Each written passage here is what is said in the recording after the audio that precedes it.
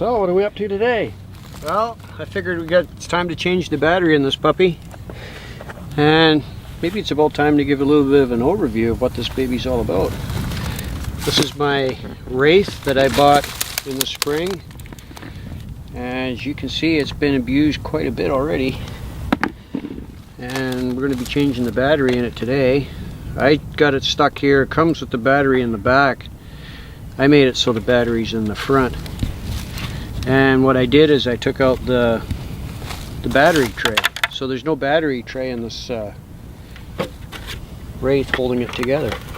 I just got everything held in just by the straps, and it's all like a quick release system, and it works quite well for me.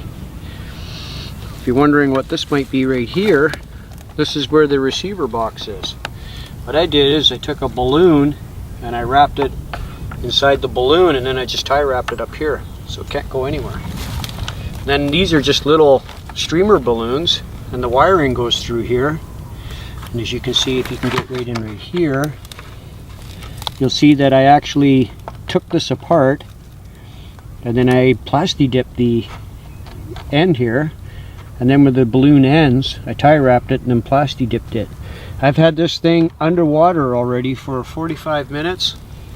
It doesn't die. It just goes and goes and goes. And this is my way of doing it, with just tie wraps and balloons, because you can pull it apart nice and easy. You don't have to take a screwdriver and pry all that plasti dip off, and it works mint and cheap. You can buy 50 balloons for $1. And I burnt out my ESC. My compromise for that was to put in the Traxxas XL5. The drawback of it is it doesn't have a drag brake, so it's just forward and reverse only.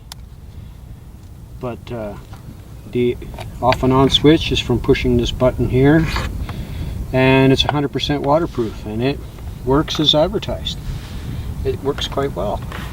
What I did, and took the seat out, and I didn't glue it down.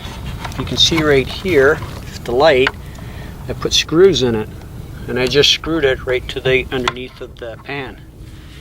It's screwed right on there. There's no way that can come off, no way, no how. Works quite well. So then what I did is I burnt every part out of it during the summer while I was playing with it. So every time I burnt something out, I upgraded it and put something better in. So when I when I burnt out the servo, I put in a Savix, as you can see here, and the number is right here. That's the number. The SA 1230 SG. SG just means it's got steel gears in it. And then I beefed up all the front with metal, and I put the heavy duty horn on it.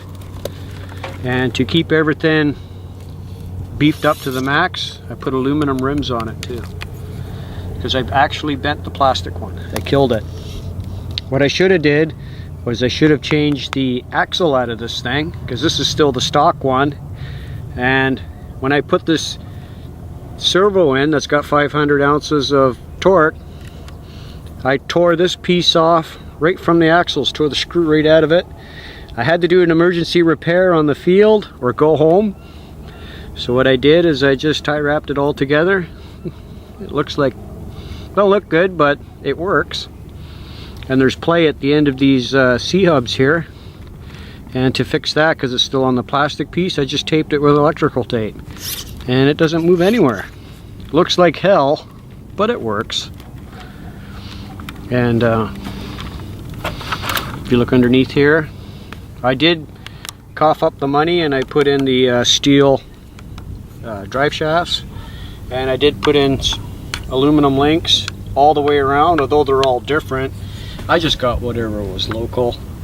And these ones are a bit better than the front ones, because the front ones have plastic, and the little bearing there, the bushing in there, it actually wears out to the plastic. On this one, it's all aluminum, and then that's like pushed in there. There's no part to wear out. This is the style to get. I can't remember the name of it. I think it's MIP brand or something like that. And The rest of it, as you can see, it's just stock. I've used it lots. You can see the abuse. It's been a lot of fun. What I did is I got a Tekken motor in it, if you can get right in there. I got a 35 turn motor in it right now, but it seems to work its optimum at the 45 turn motor. 55 is too slow, 35 too fast. So if you want this thing for rock crawling and you want to get a Tekken motor, the 45 is the one to have. I pulled it out because I had to rebuild it. Actually got sand in it and then it quit working. And the only thing left to show on my little parts here is my BEC. And I've got it wired from my battery straight to my servo. So when you need the power to turn the wheels, it just takes it from the BEC, whatever it needs from the battery, so you don't have direct power to it all the time, and it gives you maximum battery life in theory. And I got my TSL Super Swampers on this thing, and they're starting to get a little bit thrashed, and I've only had them on there about, oh, I don't know, three months or so. Like if you look at this tire, I'll spin it around slowly for you. You can see it right here. You can see the wear and the tear right here from going up and down the rocks. So if you can get a season out of tires, I don't care what tire you buy, you're doing well. These are supposed to have the super sticky rubber ones too, so extra soft, extra grippy. But where there's a pro, there's a con. And my last little mod here is I have stock shocks on here. I found I kept losing this little cup. There's a little cup right here. You see it? Right on the bottom. I kept losing them, and I was always going to the hobby shop and buying them. He told me a little trick to do is just to silicone the cups onto the spring, and you'll never lose them again, and I haven't. You can see I just put clear silicone, and when it's sitting on the ground, you can't tell, and it works slick. It's really well. And this is pretty much my Wraith in a nutshell. What I'm going to be doing today is show you my quick release of my battery, and away we'll be going.